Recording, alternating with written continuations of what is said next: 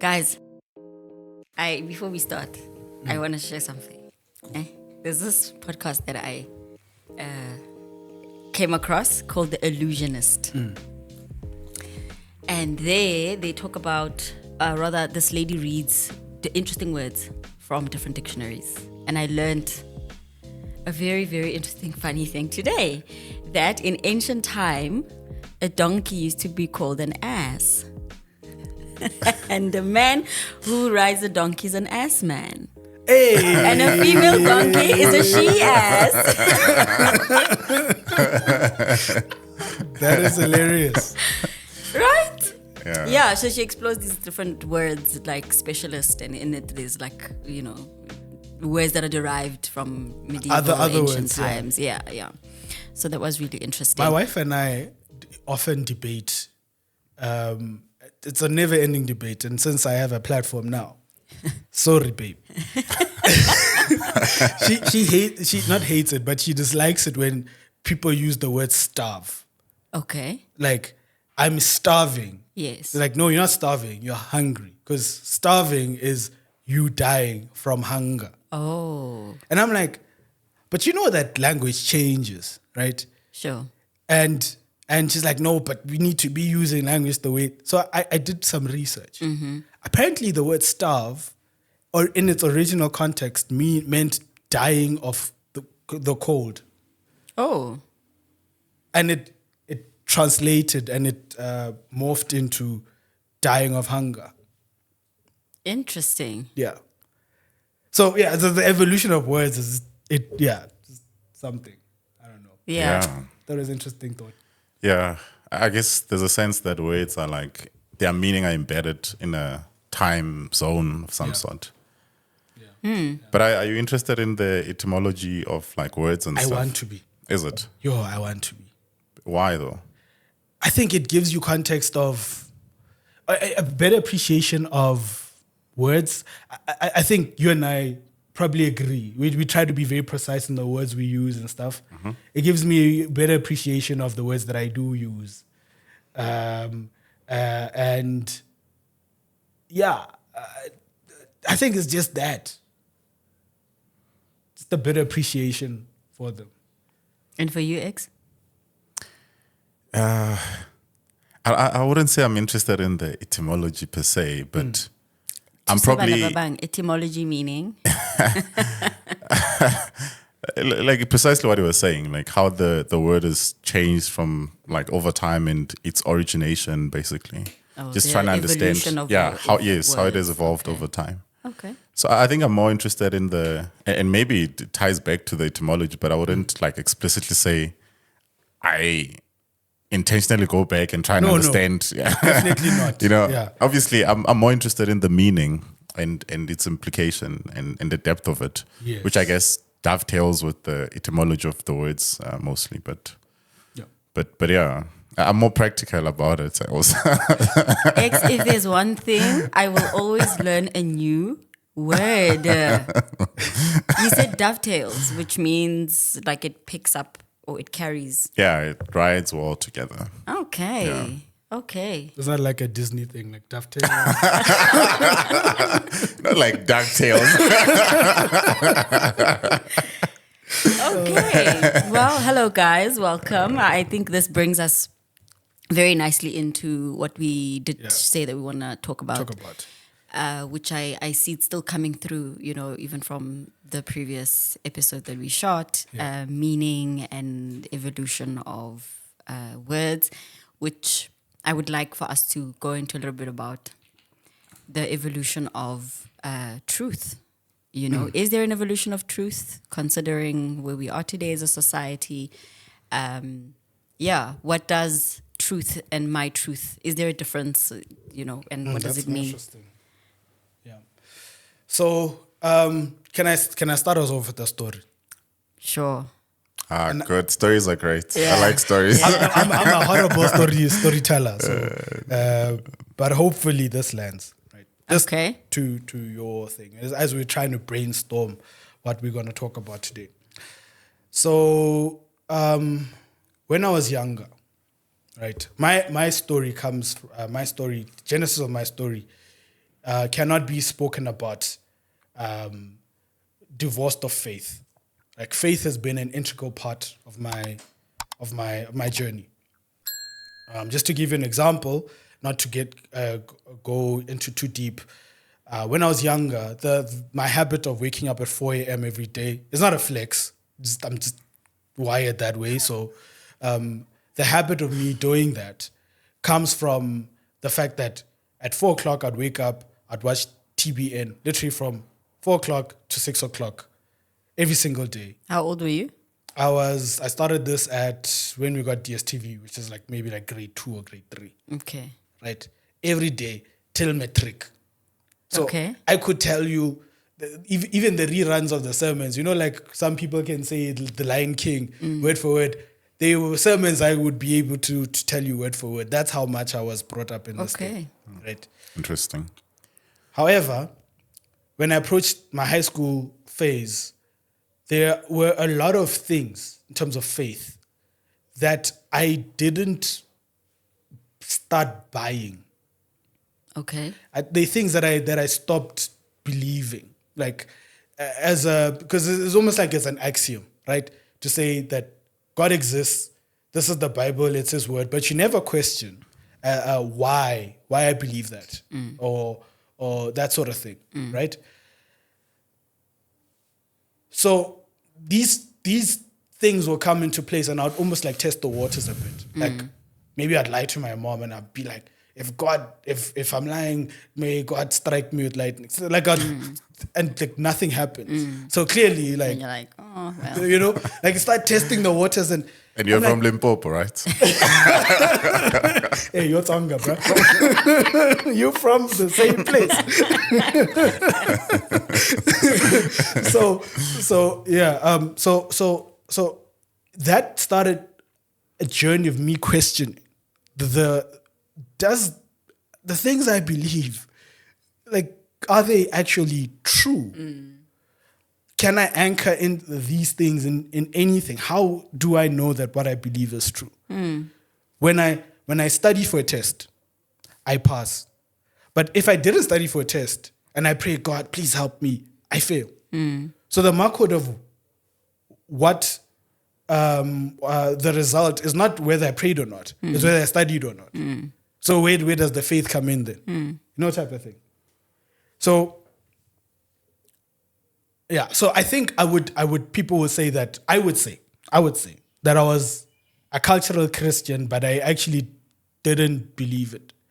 And I was so good at being a chameleon because I knew the Christian lingo.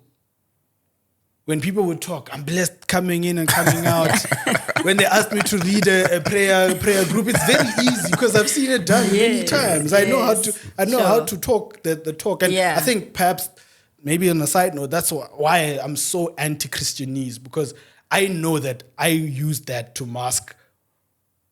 At the time, I don't think I was aware of it. But now, in retrospect, I think I was masking where I really was. And up until going into varsity, where a lot of atheists, you meet people that come from all sorts of walks of life. And that's what university is, right? Trying to find unity in diversity. University. Oh, right? Hey now, new word alert. Trying to find... I didn't know that. I also didn't know that. Trying to find unity in diversity, and that's why the whole, we won't go into Charlie Kirk thing, going to universities. That's literally that's why they were created, so that people can come with differing ideas and try to pass and fight out. That's literally build schools of the thought. institution of it. Yeah. Interesting. Regardless, right? And there were alternate viewpoints, right? And I had to almost right then and there, I don't want to fall into the same trap of Christianity. I'm not thinking that way, but my head is where I'm going, where my path is going should be such that in 50 years' time, I'm still going in that path, right? Whether it's with God or not. And I developed almost like a framework for truth. And a framework for truth, and I also started challenging some of the stuff about truth. What is truth? How do you know something is true?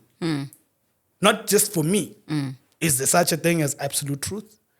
Is everything relative? If everything is relative, then there are implications there that I shudder to think about, and perhaps we can pass this out a bit. Shudder. Hey, what things shudder in me now?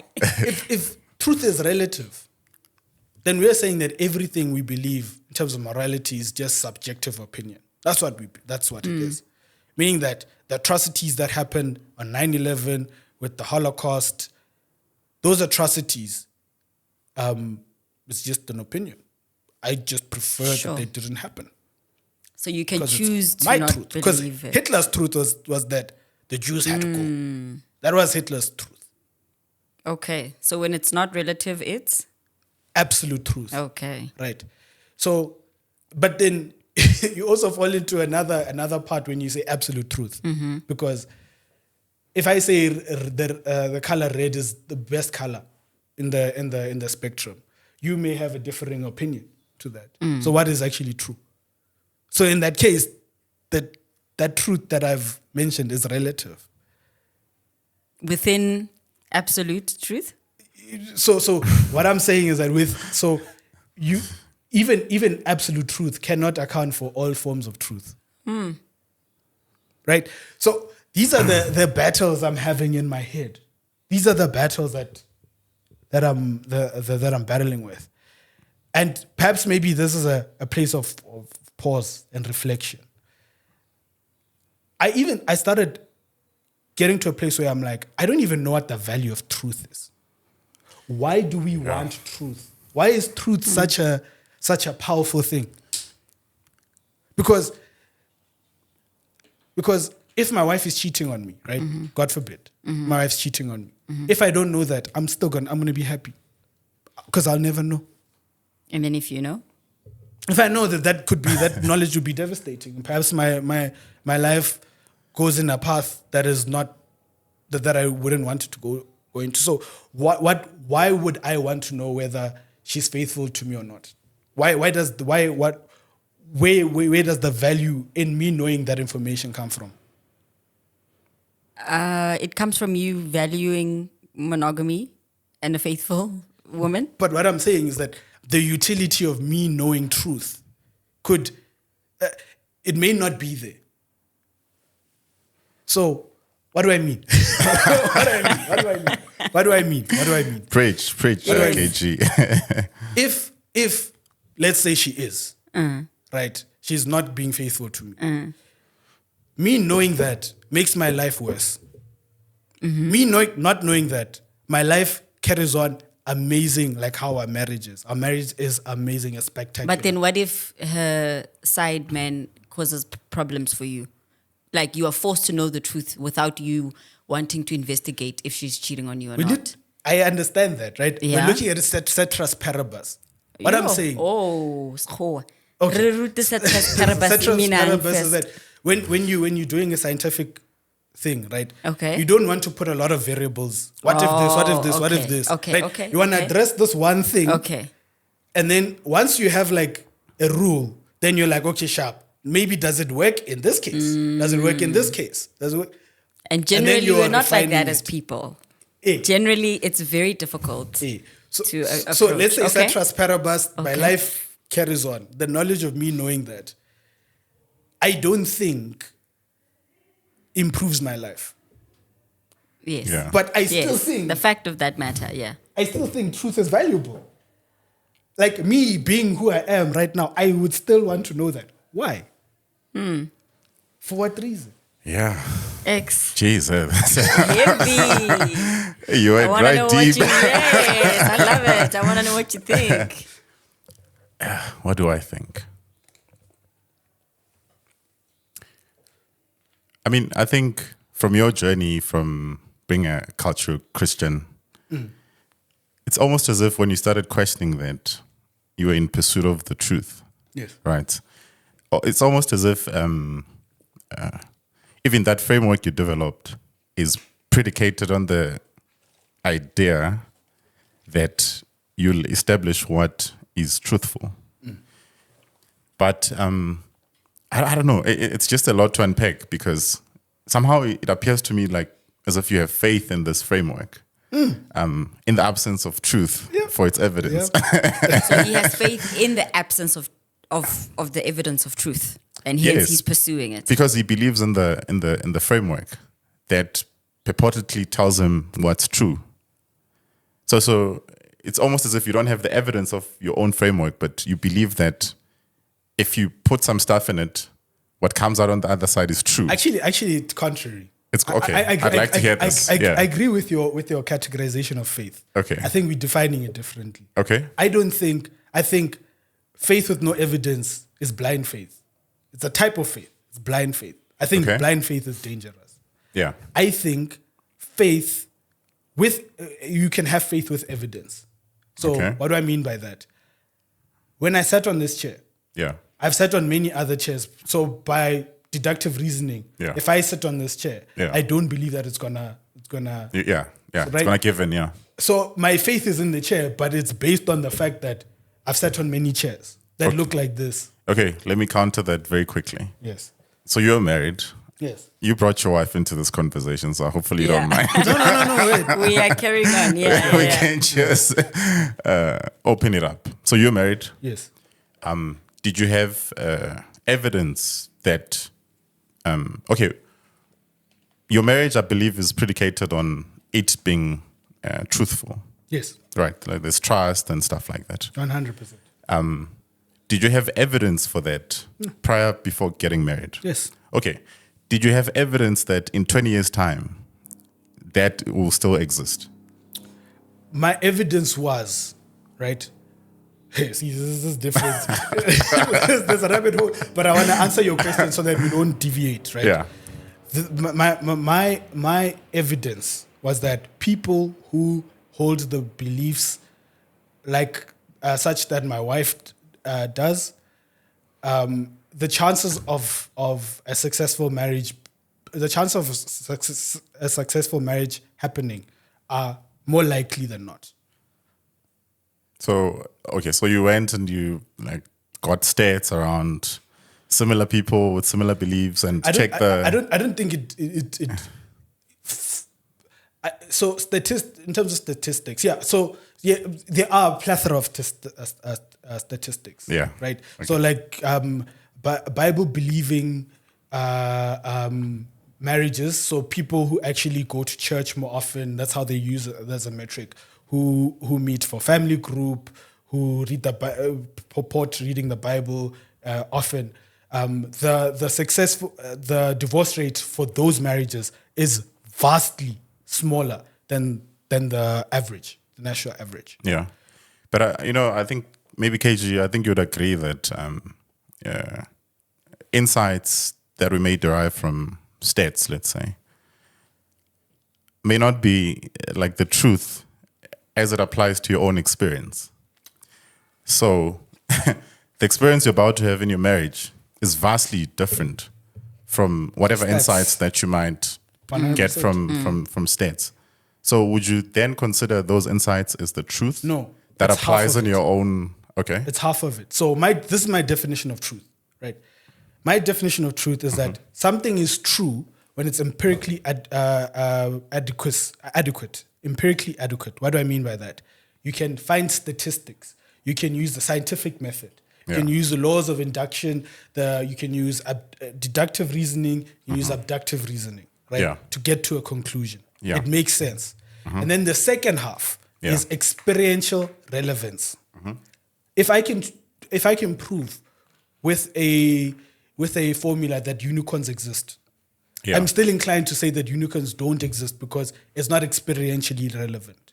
So how I anchor my truth is to say it's outside of me in the sense that I can verify it empirically, but also my experience of the world. When I look at people with her character and marriage couples who are older and stuff like that, their pattern of the behavior or their thinking is in line with what my wife is, and therefore it is true for me, or it is reasonable for me to put my faith in her.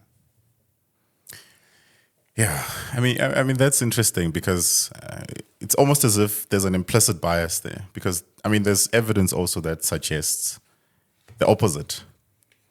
I'm sure there is, right? There's people that get divorced, and it's like, when I met this person, they had X and Y and Z character. They were going to church. They believed in X, Y, and Z. But now, hey, 10 years later, they exhibit something completely different from what you may have based, I guess, what appears to be truthful. 100%. Yeah, so it strikes me as if you've got an implicit bias there, that you've decided 100%. to choose what could potentially work for you. And I guess that makes me question the validity of your framework for truth. Okay, fine. So I agree with that, right? Yeah. That there's implicit bias. All of us have implicit bias. So Sure. I believe in that. For me, it's not the fact that I have implicit bias. The question is, do I have evidence that my implicit bias can stand against other people's implicit bias? So you've mentioned that there are statistics that corroborate the contrary. Yes. I've looked at those Extensively, right? I'm not sure if it's as extensive. Okay, wait. And let me interject. I've looked at those statistics. Can I interject quickly? Yeah. I mean, for me, this is easy. The amount of people that are married versus the amount of people that are not married. Yes. What are your statistics telling you? Do you have more of the unmarried or more of the married? Oh, okay. I don't know. But hypothesize. I want to walk the path with you. I want to understand where you're going. I don't know. That I haven't. But what's your intuition telling you? There'll probably be more people who are not married. Right. Overwhelmingly more that are not married. Yes. So if you were to, by mere fact of that extent of that statistic, you wouldn't be married. No, but if you look at the statistic of what, if you look at a successful marriage, yeah, and you actually that's not where you start from. Okay. You go to perhaps maybe that. Sorry, I'm trying to think of it so I word it correctly, right? My thing is marriages that have certain characteristics, the likelihood of them failing has been verified statistically, right? So that one statistic saying people were married versus not married is a valid statistic. Yeah. But I'm saying let's stratify that. Yeah. Right. Let's stratify, have different marriages. Yeah. Right. And then start profiling. Yeah. Profiling these marriages Sure. and say, when we look at a successful marriage, Yeah. right? Or my version of success is probably like you haven't been divorced, there's no abuse, there's flourishing, right? That sort of thing. Which marriages, when we profile single married, Yeah. are the types of marriages that stand the test of time, and statistically, it's backed by the whole Bible thing that I mentioned. Yeah. The Bible believing go away. Not to say that they don't get divorced. Yeah. But to say that the rate of divorce is vastly lower. Yeah. Than other people. So that's the 50% people getting divorced statistic doesn't apply to me. Yeah. Because I belong to a stratum. Yeah, not a strata. A stratum. I belong to a stratum of marriages. Yeah. That inhibit successful marriages. Yeah. Look, I mean, I hear you, and obviously there's always confirmation bias that we're looking for. We want evidence that supports the ideas we already have, and I think that's what you precisely laid out. You wanted evidence that supports your journey or the journey you intend on taking. Even when you stratified it, you wanted stuff that supports you. No, the people who did these studies are people who didn't. I don't think they had a dog in the fight. No, I'm talking about you. You, as you sift through in seeking. Yeah, in truth. seeking. Yeah. Yeah, in seeking whatever confirmation you needed to validate the ideas that you have from the data. you had a confirmation bias. You look for what supports your journey, No. and that's fine. I think we all do that. I mean, Okay, so You I don't think have to deny it. I think I get what X is saying. Yeah, so are you you don't- saying? yeah. Are you okay? So are you saying that Yeah. in seeking for truth, Yeah, right? yeah. And validating it, yeah, it's not just the stats and the data. yeah, It's also like What do I before want? you land, Yeah. before you land on what the truth is for you or your truth. Hey, I don't like that. Yeah. But okay, let's go. Okay. Before you land there, Yeah. there's also confirmation biases that come into play, experiences, Yeah. right? Even Your experiences, yeah. surrounding. Okay, can I push back on that? Then how do people change their opinions? If it's all confirmation bias. It's not purely confirmation bias, but I guess experiential. yeah. So like how- I mean, Context. obviously with great humility. Yeah. And I think it goes back to the point that we're not exactly transparent with ourselves. Even you as the empiricist looking at the data, there's a sense that there's you as well who's a subject to the data itself. So, but you're not including yourself as part of the data analysis. So you're not saying, what is KG coming with here that could potentially skew the results from the data or the insights? Because we can all look at the same data but derive different insights. How so? Because we've got a disagree. different- Doesn't data tell a story? I Like disagree. data. No. It like- Look. We can look at the same data and extract different insights. Okay. It depends what. Do you know what why I disagree with that? Why? The entire framework of, like, let's say machine learning, Yeah. the fact that we have ChatGPT right now Yeah. comes from data science. Yes. From empirical, from drawing patterns from speech. Yeah. And it's able to model that and produce coherent thoughts, or what is known as pseudo reasoning, Yeah. right? Yeah. So, yeah. So if that were the case, if that was Yeah. purely the case, then Yeah. I wouldn't see the number one, the value in data, because then we're saying that statistics aren't empirical. No. I want, That's not the X point. To That's not the explain point. What he Okay. means. Data, raw as it is, we can assume that it's objective. It's not subjective.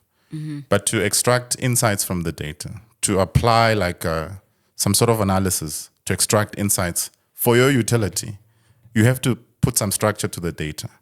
But what you're putting there also is you, as the observer of the data, or the analyst of the data. And wait, just let me just quickly conclude. Because I also wanted to touch on the data science part, Okay, which okay. I think is very important. Yeah. Because just recently there was a podcast with Tucker Carlson and Sam Altman, who happens to be the CEO of OpenAI. They started ChatGPT. I'm sure you know Okay. that. Yeah, I forgot to you forget know his name. that guy, right? Yeah. And I thought that Tucker Carlson asked a very important question. He said, or he asked whether Sam Altman was religious. Then he said no. Then he said, okay,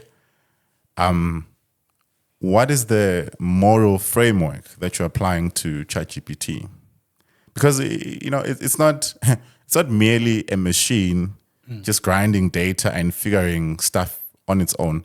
Somehow you have to apply structure and aim. You have to model it. Yeah. You have to. There's an aim that has to be implied. Otherwise, it can go 100 directions, 1,000 directions. Yeah. It has to be brought together somehow through an aim. And what Tucker Carlson was asking there is that, what is the moral framework that structures this aim? So that if I get on ChatGPT today and I'm like, hey, look, I've got an abusive uncle. Do you think I should kill him? It should provide a response that should apply to my context. But can it do that? Yes, it definitely can. No, it cannot, because it doesn't fully understand my context. So, for example, it might say, report him to the police, right? But does it know where I live, whether there's access to police? Do you Probably know- not, right?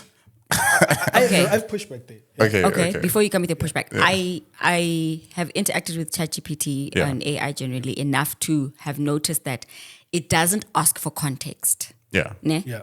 even when you give it if anything, because we are not AI literate as people, because we are learning on the job, quite literally.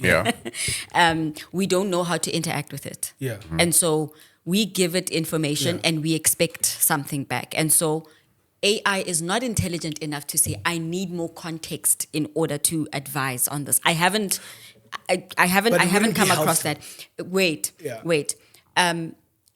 However, in order for ChatGPT or AI in general to help you in your challenge, it needs more context. Otherwise, then I would argue that it is not intelligent enough. I can explain that. So it relies on me. It relies on my intelligence. Well, my intelligence, or rather, it relies on the context. It relies on the information that I give it in order to respond, because it's still learning. So here's it's learning as I engage with it. Yeah. Not actually. Not actually. It actually doesn't learn. As a matter of fact, they intentionally make it not learn. Like stuff as you I'm going to try this in real time as you counter offer. Okay. But I'm interested to hear this, KG. Like maybe just expand further what you mean. Yeah. So there's a lot of things there. So I want to touch on what you're saying. Yeah. So in terms of context, it can ask you context, but then imagine if it asks you 100 questions before it gives you a response. That's fair. It won't be helpful. So there's already what they do when they train it is to say that in this if someone asks this, it's called a neural network. If these set of conditions are true, imply that, or what's the not imply?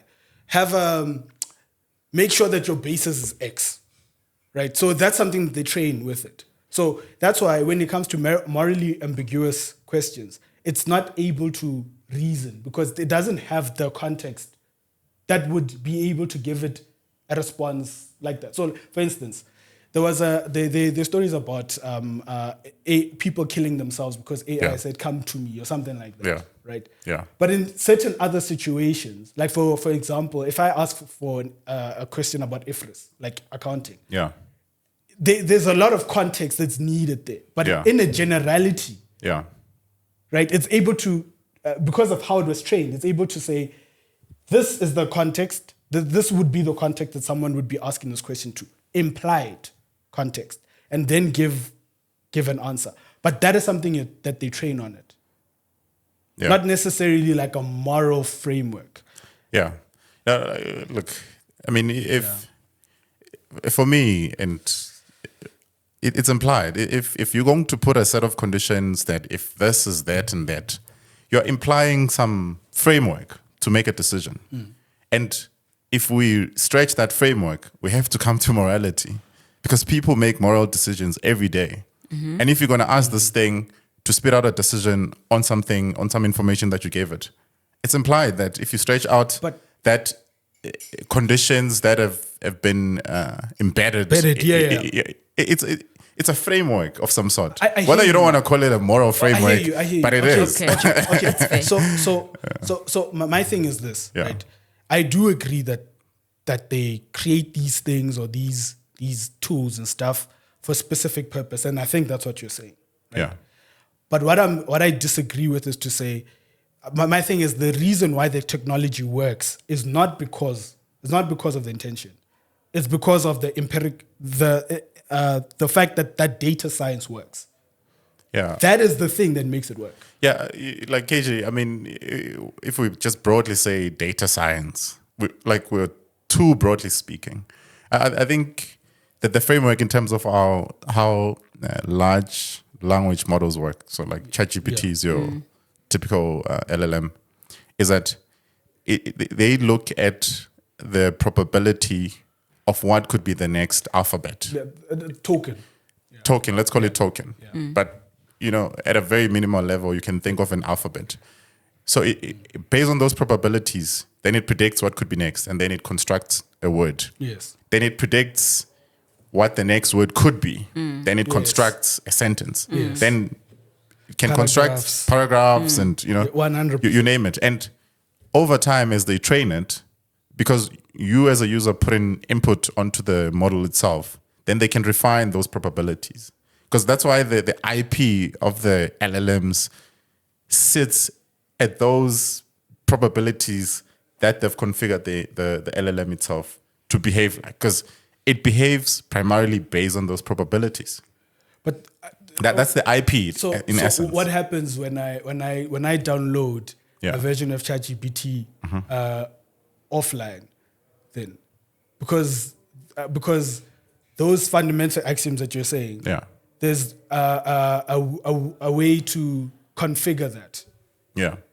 Yeah, but remember, I mean, ChatGPT or these LLMs are not merely trained on like input data. They're trained on search engines. They're trained on a lot of things. So that would be input data. No, as in you asking me if you have ChatGPT online and stuff like that. So I mean, they give you like a small variation of you're not getting the full capacity or capability. In fact, there's a sense that ChatGPT, they don't release the actual powerful model to us, for example. They just give us, something to work with, let's say, that is useful and stuff like that. Yeah, I've never heard of that. Yeah, so yeah. Maybe it's a conspiracy or whatever. But once you I actually would believe. Yeah, but once you get, because like ultimately part of the goal is to get the AI to do research about the AI. Or how to make the LLM to perform better itself. So you use AI to improve the AI. So that AI that improves the AI, you probably don't want to release it to your competitors. So it does the research for you and everything. With and all due respect, I don't think that would be smart. For them to do. You can state your opinion on that. Because especially with LLMs, and you can empirically verify this. LLMs are they cap is the best. They're not creative, right? They're web scrapers. They process data fast, and then, as you said, they token predictors, right? Yeah. So, given that they're not able to create something that has not been created, how I know this is because even when I am coding, right? People say you can ask it to create a website. Fine, it will create for you a generic website. But if I want specific algorithms that I custom make for my work purposes, it's not able to generate that because no one else on the internet has generated that. Yeah. So its limit is even if AI is improving AI, its limit is still the human cap, or not the human cap, the data repository, the central or collective data repository of human knowledge that exists, that it's exposed to. Yeah, I mean, yeah. I don't want to immediately buy into your opinion because I mean, if we want to think about AI with this capability of recognizing patterns that we can't because of its inherent capability to process large amounts of data than we would typically be able to. I don't know. There's a case to be made there that it might see patterns that are representing something that is potentially new to us. So I wouldn't immediately write it off on that front. Fine. Happy with that. Yeah. Maybe even just an example. Have you seen Magnus Carlsen play chess with ChatGPT? No. It is embarrassing. Is it? For who? The AI? Or for the AI. They've been computer, like it's a thing in chess where like computers are better than humans. Like you cannot, it's an indisputable fact. But LLMs are shockingly bad at it. Yeah. Why? Because they're drawing from human games. Yeah, look, I think the chess thing for me was long solved with Deep Blue and stuff. Yeah. But I think KG, ultimately we want the LLM itself to tell us the truth. And maybe that's why we're having Yes, I was about to say, X, what are your thoughts on, seeking of truth? Where's truth the value? And yeah, truth versus my truth. Is there even a difference? Yeah, Given the discussion. Geez, I think it's really difficult to contemplate what truth is. I think fundamentally, we can't reduce things to the absolute truth. That's just my view. But I think truth is it's important because truth is devoid of lies, right? And if you lie, you almost like creates like a portal of your own reality, where that reality holds for as long as your lie is valid or is validated. So there's a sense that you have to always keep up with the lie. You lie about something and then you have to lie about it all the time. It's like it doesn't redeem you on its own. You have to just keep on pouring to it.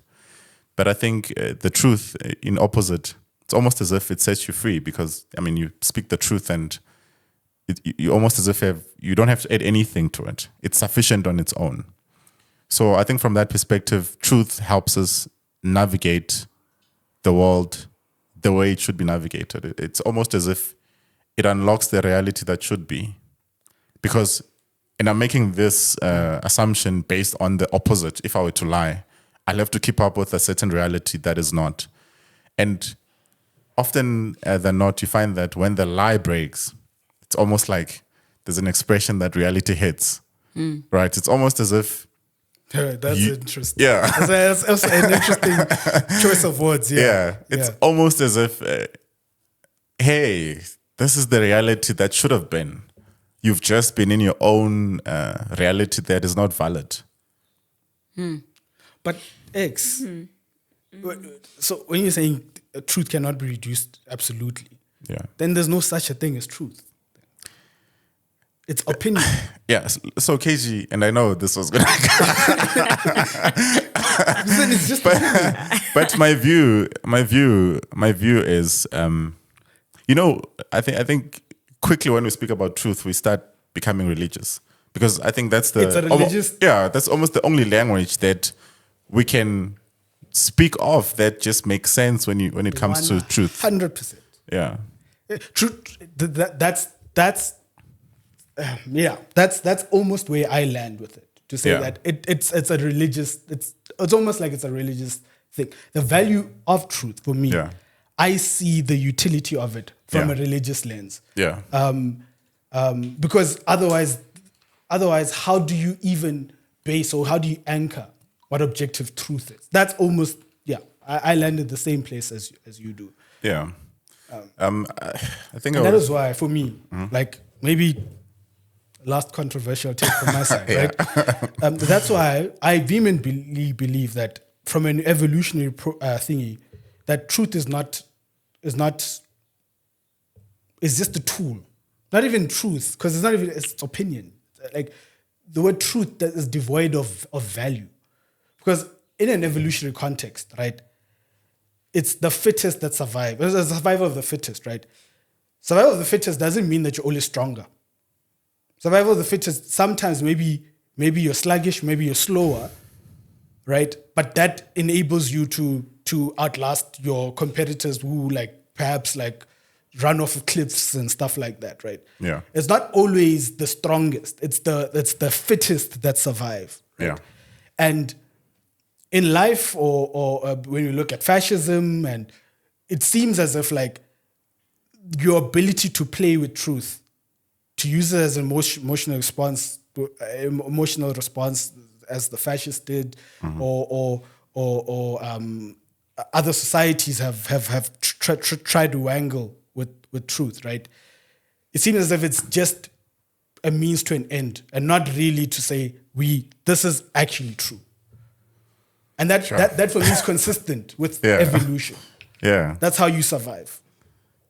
Jeez. From what you said, I am deducing that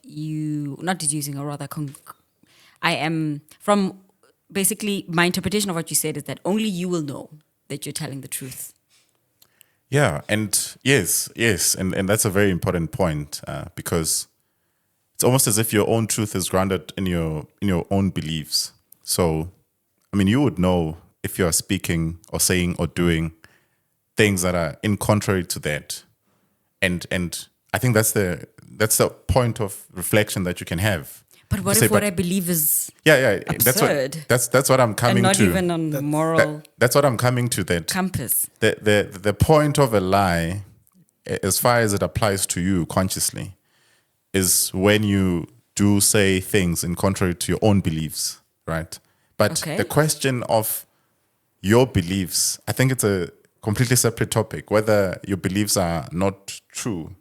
That's objective. Or they're a lie, let's say. That's objective. That's a different thing. Statement. Okay. And I think that's why sometimes we tend to we give some like we're not so harsh with people that do not lie intentionally.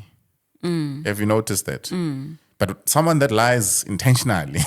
But how do you know that they're lying intentionally and not? That's why it's a difficult thing. That's why we've got the law system and all that stuff to establish what intent means. Even when you conduct something where but I saw you beating up your wife or shooting someone. Still, that person has to be taken to a court and tried and stuff like that to establish whether they had intent or not. And I mean, you'd also see if someone has some mental, like issues and stuff like that, then you might find that they're acquitted of that action because it's like, but they were not intending on doing it. But as far as truth is concerned, they did it. So there's a sense in which what your actions resemble is your intent. It should be your intent if we were to objectively look at your actions. But X, with what you've been saying, you've been positing absolute truth. Yeah. In the sentences that you've been using. Yeah. That's what's confusing to me. Maybe you're saying things like yes, you believe it, but if it's true, that's an objective claim. You're saying that something can be objectively true or false. Yeah, so I think I mean to say,